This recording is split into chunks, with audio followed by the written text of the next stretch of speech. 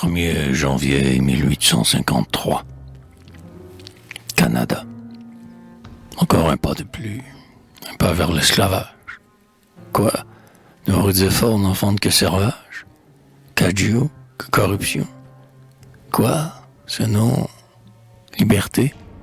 Qui auront toute inertie? Serait le rauque cri d'une démocratie, indigne de nous tous et de la nation? Quoi? Nous n'avons pas vu, l'œil louche et le cœur sombre, les fous amis du peuple élaborés, dans l'ombre, leur liberticide projet?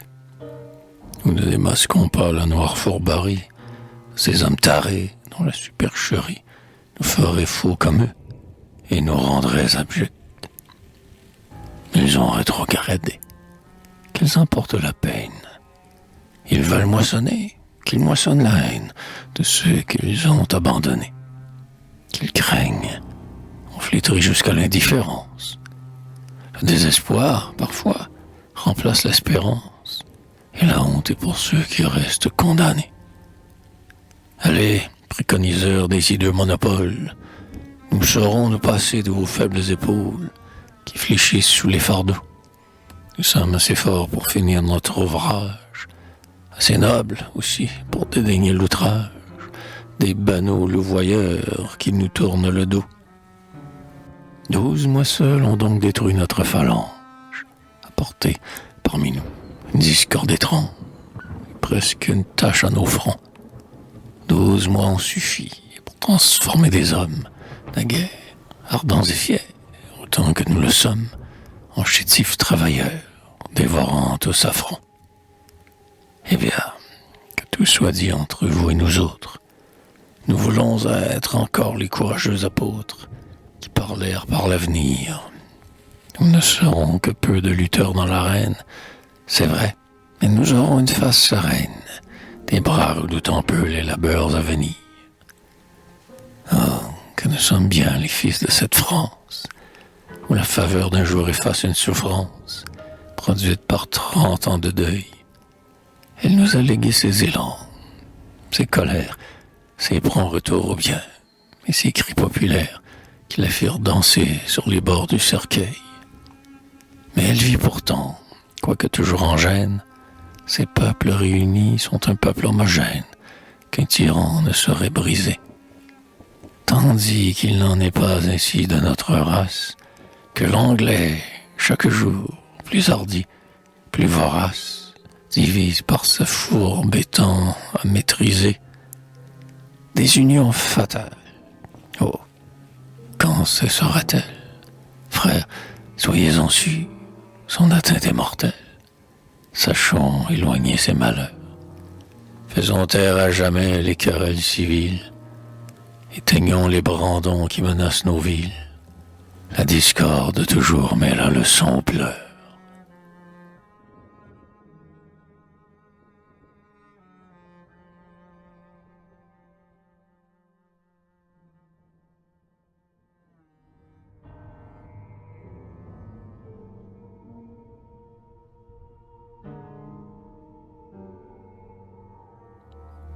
France. Voilà ce sol français qui s'ouvrait sous les trônes, qui fut cette fois fatal aux porteurs de couronne, servant d'écueil à leur fureur. Voyez-le qui s'émeut à la voix d'un pygmée, qui jette son grand peuple et ses puissantes armées comme une offrande impie au risible empereur. Voilà sa république et sa liberté morte, ses populations généreuses et fortes, partant pour de lointains exils. Napoléon III est de nom et d'audace, indigne de régner sur une telle race, qu'il la tienne à genoux au bout de ses fusils.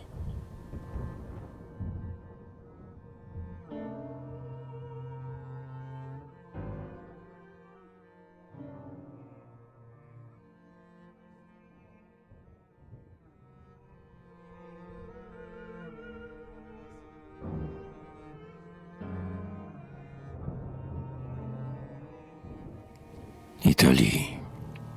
Ah, elle était trop belle. Elle fut convoitée. Brune esclave, les rois qui l'avaient achetée, traitèrent en durs vainqueurs, C'était lâche. On frappa cette vierge divine. On suia son beau front et sa large poitrine. On la profana tout au bruit de rimaquet. Un jour, elle rompit ses humaines entraves. Elle s'adressa libre au devant des esclaves qui flétrissaient son sol romain. On entendit un cri de Palerme aux lagunes. Il fut retentissant comme ses infortunes. Ses frères soulevés lui tendirent la main. Elle tomba pourtant, après 2 ans de lutte, les yeux tournés vers ceux qui causèrent sa chute et qui devaient la protéger. Et quel fut son bourreau? La France, son amie. Brune esclave aux yeux noirs. Reste endormi, jusqu'au grand jour où Dieu frappera l'étranger.